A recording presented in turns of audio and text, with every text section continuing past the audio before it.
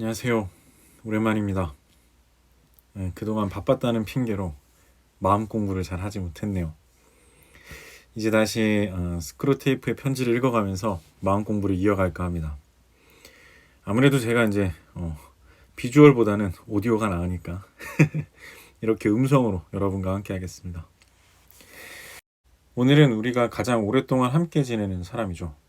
네, 부모님입니다. 부모님이 미워질 때를 다뤄보려고 합니다. 물론 부모님과 관계가 틀어질 때 여러 가지 이유가 있겠죠. 대체로는 우리 마음에 부정적인 것들이 많이 작용을 하기 때문인데요. C.S. 루이스는 네 가지를 소개하고 있습니다. 첫 번째부터 소개를 해드릴게요. 첫 번째는 자기 영혼에 집중하는 것입니다. 영혼에 집중하는 것을 곧 자기 심리 상태에 집착하는 것으로 생각하는 경우입니다. 자기 심리 상태가 평온하고 고요하고 이 거룩한 마음의 상태를 유지하려고 굉장히 애를 쓰는 것이죠. 이게 겉으로 보면 좋은 것 같지만 어쩔 때는 이게 의무나 해야 할 일들을 등한시하게 합니다. 그랬다가는 자칫 그 평온한 마음의 상태를 깨트릴 수 있기 때문에 그렇죠. 오히려 자기 영혼에 집착하는 사람들은 자기 바깥에 있는 것들에 대한 어떤 의무에 대해서 등한시한다기보다는 오히려 그것들을 행하는 것을 무서워하는 경향까지 띱니다. 자기 안에 나와서 부모님과 마주해야죠. 기도도 마찬가지입니다. 두 번째로 루이스는 우리가 기도할 때의 위험 요소에 대해서 말하고 있어요. 영적인 기도에 집착하는 겁니다. 물론 영적인 것을 구하는 기도는 귀합니다. 하지만 그것만 하다가는 부모님의 관절염 따위는 기도조차 하지 않는 것이죠. 부모님의 영혼을 위해서 기도하면 무슨 일이 벌어질까요? 부모님의 죄를 묵상하게 됩니다. 더 심각한 것은 나한테 거슬렸던 부모님의 모든 행동들이 다 죄가 돼버려요. 그러면서 그것들로 인해서 생긴 상처들이 다시 아파오기 시작합니다. 그러니까 부모님의 영혼을 위해서 기도를 하면서 더 부모님을 미워하게 되는 것이죠. 부모님의 영적 상태를 누가 알 수 있습니까? 영혼을 위해서 기도한다고 하지만 부모님의 영혼을 우리가 볼 수 없잖아요.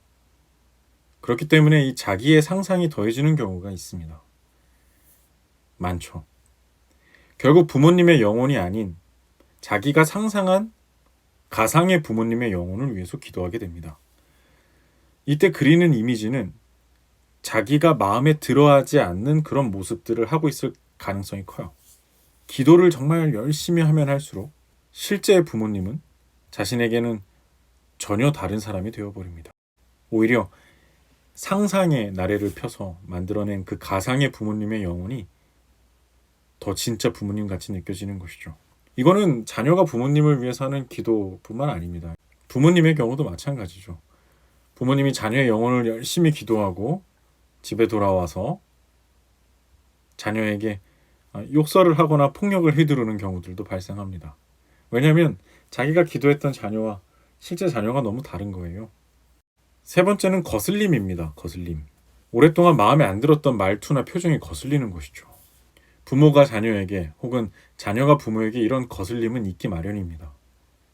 여기에 내가 싫어하는 것을 뻔히 알면서도 일부러 더 그런 표정을 짓는다.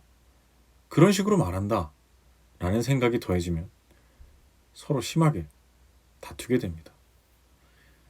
이럴 때는 나도 상대방의 기분이 거슬리게 하는 말투나 표정이 있다는 사실을 되새겨야 합니다. 그래야만 거슬리지 않게 돼요. 마지막으로 부모와 자녀 간의 관계를 틀어지게 만드는 것은 꼬아서 듣기입니다. 같은 말이라도 말 그대로를 듣는 것이 아니라 한번 말을 들었을 때 그 말투부터 단어 사용, 그 말이 사용이 된 전후 맥락하고 배경까지 일일이 다 따지는 것이죠. 이럴 때는 정말 이제 무슨 말만 하면 싸우게 됩니다. 루이스가 말했듯이 그냥 저녁 언제 먹느냐고 물었는데 왜 이렇게 화를 내? 라고 말하는 단계에 이르게 되죠. 꼬아서 듣는 것은 이중잣대를 적용하기 때문에 더 효과적으로 작용합니다. 자기는 있는 말 그대로 하고 그대로 듣는데 상대방이 굳이 이렇게 잘 안 듣고 꼬아 듣는다라고 이제 불만을 품는 것이죠. 실은 그 반대일 수 있는데 말이죠. 여러분, 부모님이 미워질 때 내가 부모님의 말을 꼬아서 듣는 것은 아닌지, 거슬리는 말투와 표정에 집착하는 것은 아닌지, 부모님의 생활 형편에는 너무 무관심한 것은 아닌지, 또 너무 자신에게만 집중해서 부모를 공경해야 하고 사랑하라는 그 의무를 등한시하고 있지 않는지 돌아보기 바랍니다. 불편한 숙제들이지만 잘 해내면 많은 도움이 될 것입니다. 하나님께서 참 좋아하실 겁니다. 다음 주에 또 만나요. 마음 잘 지키시고요.